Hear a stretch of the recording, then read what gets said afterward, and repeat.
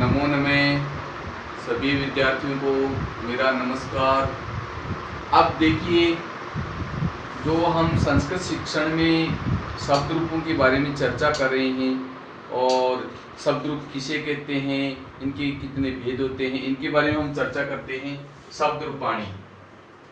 तो ये विद्यार्थियों, जो शब्द रूप हैं ये कक्षा 10, 12 और जो रीट, सीटेट, सेकंड ग्रेड और फर्स्ट ग्रेड की संस्कृत विषय से जो तैयारी कर रहे हैं उन विद्यार्थियों के लिए बहुत ही महत्वपूर्ण बिंदु है। और अब सबसे पहले हम शब्द रूप की परिभाषा जानते हैं। शब्द किसे कहते हैं? तो शब्द वह ध्वनि जो किसी संज्ञा का मतलब व्यक्ति, वस्तु या स्थान का ज्ञान कराती है, शब्द कहलाता है। यानी ध्वनि को ही शब्द कहते हैं और वह ध्वनि जो व्यक्ति, वस्तु या स्थान इनका ज्ञान करवाए वह शब्द है। अब इस शब्द को हम 4 भागों में विभक्त करके शब्द रूपों का स्मरण कर सकते हैं। पुल्लिंग, जो पुरुष जाति का बोध कराएगा वो पुल्लिंग, जो स्त्री जाति का बोध कराने वाला स्त्रीलिंग, और जो न तो पुल्लिंग और न स्त्रीलिंग वो नपुंसकलिंग।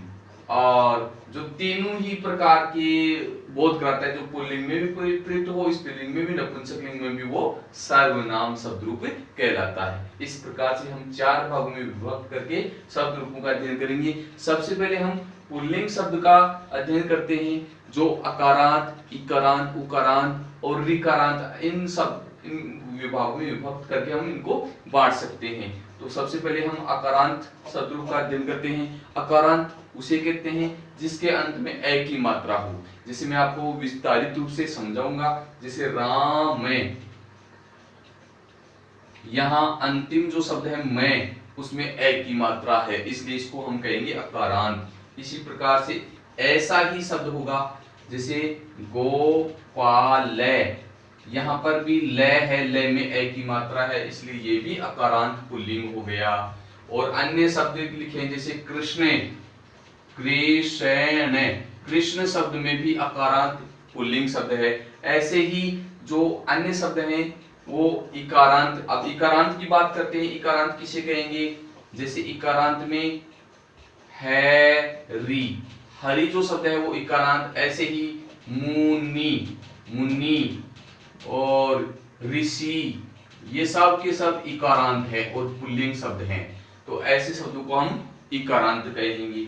अब बात करते हैं उकारांत की। अब उकारांत शब्द वे शब्द जिनके अंत में उ की मात्रा हो, जैसे गुरु, भानु, भानु और मैनु, इन सभी शब्दों में के अंत में उ की मात्रा आ रही है, इसलिए ये उकारांत पुल्लिंग शब्द होंगे। और ऐसे ही ऋकारांत शब्द जिसके अंत में री की मात्रा होगी वो ऋकारांत कहलाएगा। और जो पुरुष जाति का बोध कराएगा पुल्लिंग, और जो स्त्री जाति का बोध कराएगा वो स्त्रीलिंग कहलाएगा। अब बात करते हैं हम शब्द रूपों में। सबसे पहले इन शब्दों की जो हमें बताएंगे कि यहाँ पर पुल्लिंग है या, जैसे राम शब्द है। अब राम शब्द में हम स्मरण करते हैं कि राम है, रामो, रामः प्रथमा, ये प्रथमा विभक्ति में जिसका अर्थ होगा ने। अब तीनों शब्दों का हम ये अर्थ निकालेंगे। जैसे राम का अर्थ निकलेगा राम ने, अब रामो का अर्थ निकलेगा दो रामू ने, और रामः सभी रामू ने। इसी प्रकार से रामम, राम को, रामो दो रामू को, और रामान सभी रामू को। इस प्रकार से इनका अर्थ निकालेंगे। रामेण, रामाभ्याम, रामई तृतीया, रामाय, रामाभ्याम, रामेभ्य चतुर्थी, रामात्, रामाभ्याम, रामेभ्य पंचमी, रामस्य, रामयो, रामाणाम षष्ठी, रामे, रामयो, रामेषु सप्तमी। हे राम, हे रामो, हे रामा संबोधनम। अब इनके अर्थ के हिसाब से, जैसे हमने राम ने, राम को, राम सभी रामू ने, इस प्रकार से हम इसका अर्थ निकालेंगे। राम को, दो रामू को, सभी रामू को, राम से या राम के द्वारा, दो रामू से या दो रामू के द्वारा, सभी रामू से सभी रामू के द्वारा।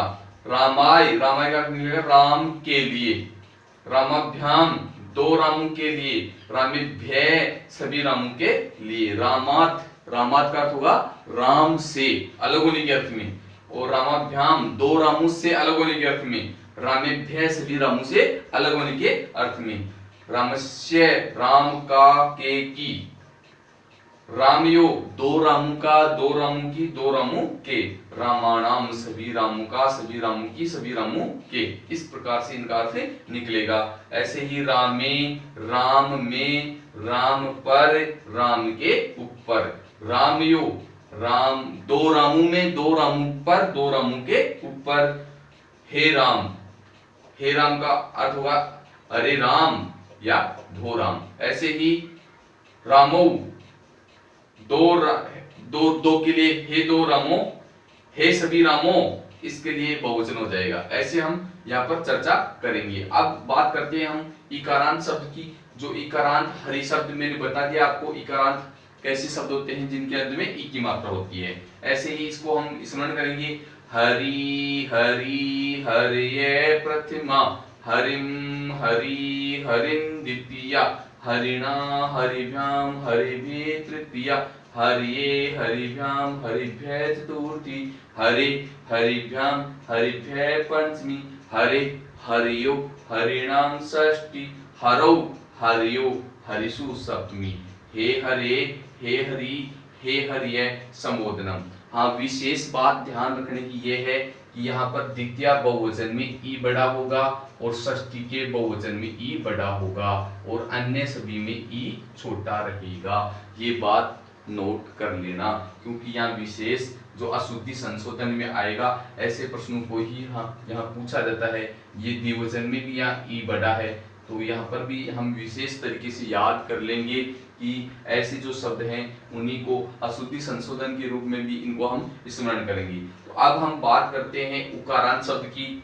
अब मित्रों, उकारांत में जैसे हमने गुरु शब्द है या भानु शब्द है, इनको स्मरण करते हैं। गुरु शब्द, क्योंकि गुरु में उ है अंत में, या भानु शब्द लिख लो या मनु शब्द, तो ये जो शब्द हैं ये सभी के सभी उकारांत हैं। तो यहाँ हम स्मरण कर रहे हैं गुरु शब्द का, गुरु शब्द रूप। अब गुरु शब्द में जैसे रु में उ है, ऐसे ही अन्य शब्द भी हो सकते हैं जिसके अंत में उ की मात्रा हो। अब यहाँ गुरु शब्द लिखेंगे और उनका स्मरण करेंगे। तो गुरु शब्द में सबसे पहले गुरु गुरु गुरवे प्रथमा, गुरु गुरु गुरुवे। यहाँ विशेष एक वचन और द्विवचन में विशेष ध्यान रखने की बात है। यहाँ पर उ छोटा है और यहाँ उ बड़ा है, ये विशेष बात याद रखने की है, ये प्रथमा में। अब द्वितीय में लिखेंगे गुरु में,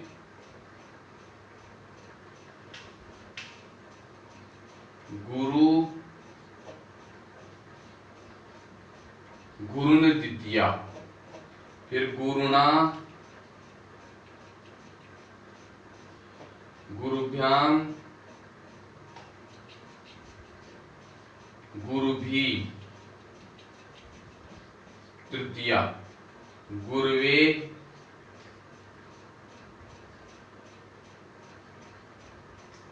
गुरुभ्याम गुरुभ्ये चतुर्थी, गुरो गुरुभ्याम गुरुभ्ये पंचमी, गुरो गुरुवो गुरुणाम षष्ठी, गुरौ गुरुवो गुरुसु सप्तमी, हे गुरो हे गुरु हे गुरुवे संबोधनम। अब इनको विशेष बात याद रखने की ये है मित्रों, यहाँ पर उ बड़ा है और यहाँ उ छोटा है। दूसरी बात ये याद रखने की है कि यहाँ अणे और यहाँ पर भी अणे।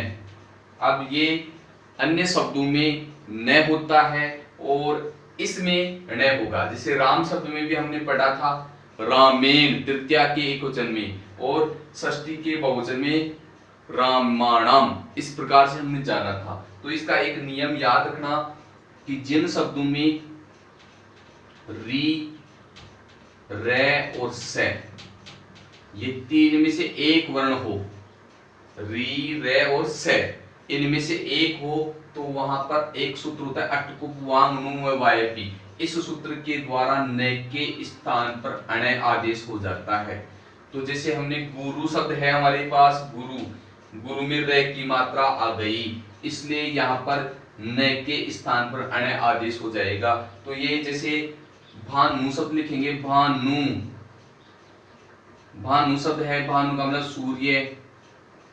अब भानु शब्द को लिखें तो यहाँ पर भानुना नहीं आएगा, भानुना ही आएगा, भानुना, भानुना। ये बात याद रखने की है। यहाँ पर भानुना क्यों आया और यहाँ अणा गुरुना कैसे आ रहा है? तो विद्यार्थियों याद रखना, री, रे और से ये एक वर्ण जिस शब्द में होंगे तीन में से एक, तीन में से कोई भी एक हो, चाहे री हो, चाहे रे हो, चाहे से हो, वहां पर न के स्थान पर अणय आदेश हो जाता है। इस प्रकार से भानुना शब्द आ जाएगा यहाँ पर। और षष्ठी बहुवचन में भानुनाम, यहाँ पर लिखेंगे षष्ठी बहुवचन में भानुनाम। तो यहाँ ये नियम याद रखने की है कि री, रे और से जहां आ जाए वहां पर न के स्थान पर अणय आदेश हो जाता है। तो ये हमारा गुरु शब्द हुआ। इसी प्रकार से ये हरि शब्द में भी रे की मात्रा आ रही है, इसलिए यहाँ पर भी न के स्थान पर अणय आदेश हो जाएगा। और अब हम चर्चा करते हैं एक अन्य जो ऋकारांत शब्द है उसकी। अब ऋकारांत शब्द में हम चर्चा करते हैं पितृ शब्द की, जो पिता अर्थ बताता है। पितृ शब्द पिता का अर्थ बताएगा। अब एक वचन में इसका रूप होगा पिता, पितरो, पितरे प्रथमा,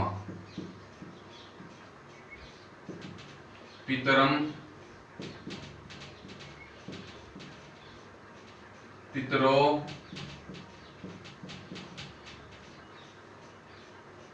पितृन द्वितीया। बहुवचन में ये विशेष याद रखने की बात है, ये री बड़ा होगा, पितृन, पितृन द्वितीया। यहाँ पर तृतीया के एक वचन में पित्रा, पितृभ्याम, पितृभि तृतीया, पित्रा, पितृभ्याम, पितृभि तृतीया।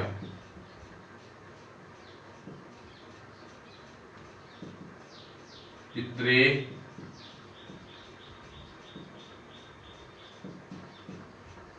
पितृभ्याम, पितृभ्य चतुर्थी, पितु, पितृभ्याम,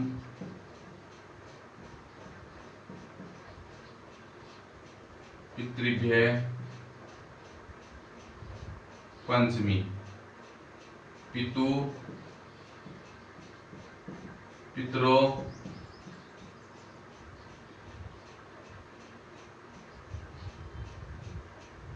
पितु, पितरो, पितृणाम षष्ठी, पितरी, पितरो, पितृसु,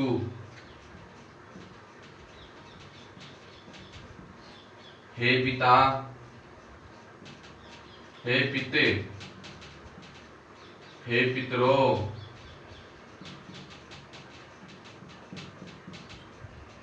हे पितरे,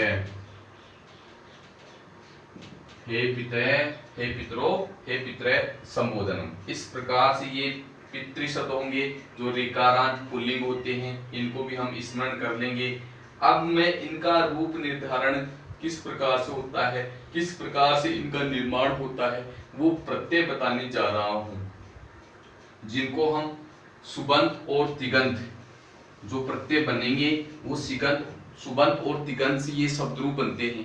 तो सुबंत से जो बनने वाले प्रत्यय होते हैं वो सुबंत कहलाते हैं, और जो तिगंत से शब्द रूप बनते हैं वो तिगंत कहलाते हैं। तो अब हम जो सुबंत की बात करते हैं वो 21 प्रत्यय होते हैं, और तिगंत की बात करें तो वो 18 प्रत्यय होते हैं। तो सबसे पहले हम सुबंत प्रत्ययों की चर्चा करते हैं। सुबंत प्रत्यय क्या होते हैं और वो शब्द रूपों का कैसे निर्माण करते हैं।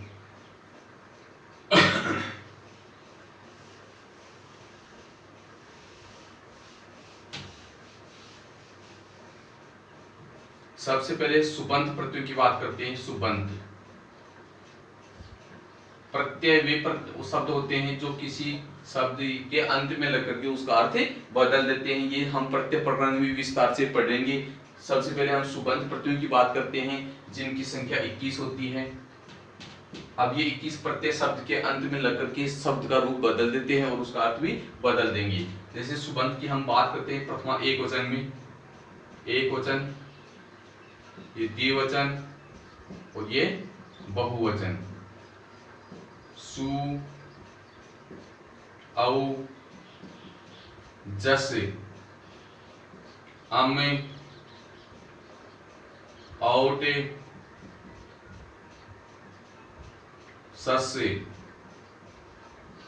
टा, भ्याम, भिस, णे, भ्याम, भ्यस, णसी, भ्याम, भ्यस, णस, ओस,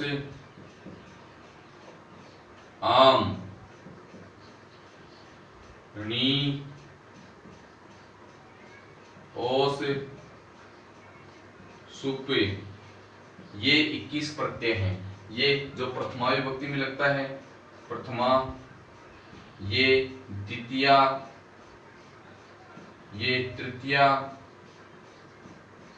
चतुर्थी, पंचमी,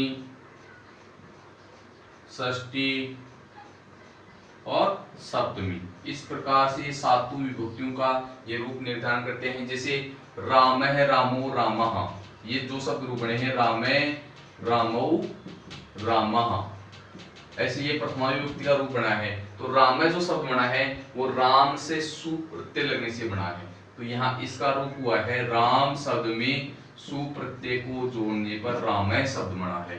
कि यहाँ पर उ की इत संज्ञा होकर के उ का लोप हो जाएगा, उद्देश्य जन्नासिक इत से उ की इत संज्ञा हो जाएगी और तस्य लोप से उसका लोप हो जाएगा। तो यहाँ रूप बन जाएगा राम और से।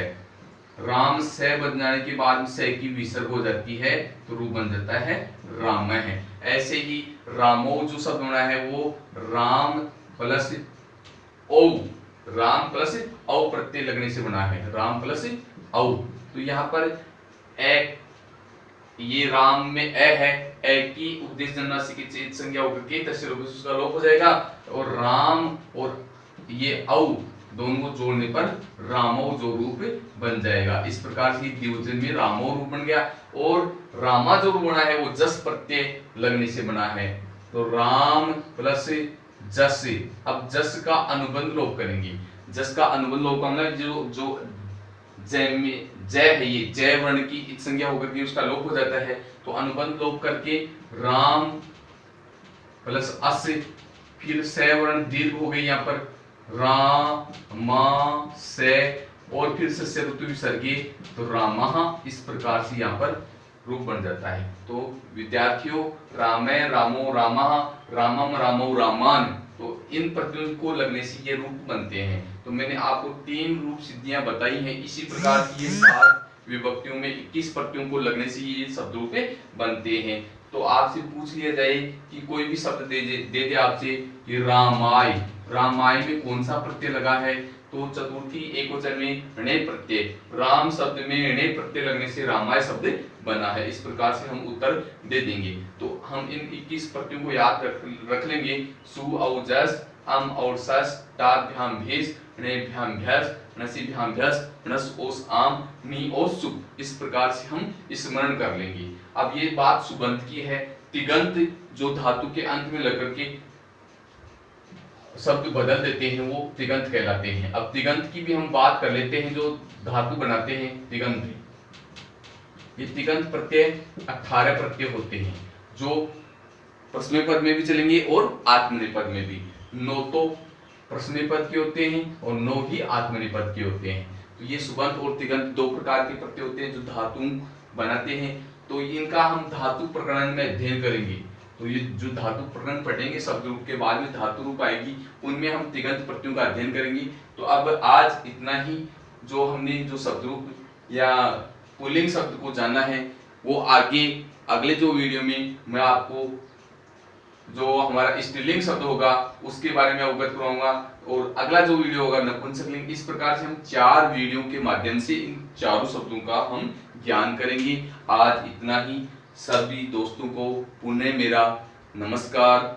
आगे हम पुनः फिर आपके लिए एक नया वीडियो लेकर के फिर उपस्थित होंगे। तब तक के लिए सभी को मेरा नमस्कार।